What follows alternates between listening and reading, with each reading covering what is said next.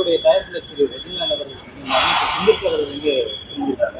அது எதனால இணையர்களுக்கான வாய்ப்பு இருக்கா?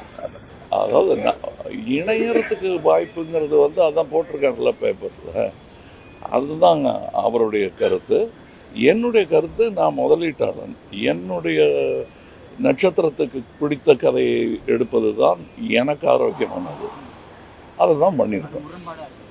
இல்லை, அவருக்கு பிடிக்கிறவரெல்லாம் நாங்கள் கதை கேட்டுக்கிட்டே இருப்போம். அப்போ புதியவர்களுக்கு ஏதாவது வாய்ப்பு இருக்கா? வாய்ப்பு இருக்குது, எதிர்பார்க்கலாம். கதை நல்லா இருக்கணும், அவ்வளோதான்.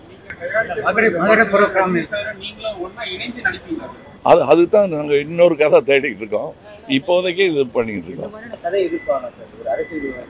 எதிர்பாராததை எதிர்பாருங்கள். வணக்கம்.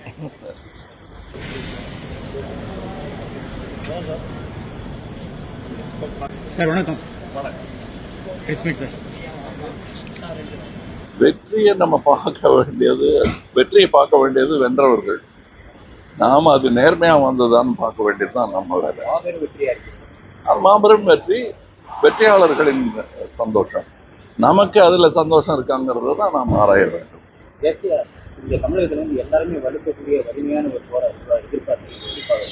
ஒரு எளியோருக்கும் புரியாத தன்மையில தான் புரிய வைக்கணும். உங்களுக்கு அதுல பொறுப்பு இருக்கு, எனக்கு பொறுப்பு இருக்கு. என்னால முடிஞ்ச அளவு நான் செய்யறேன்.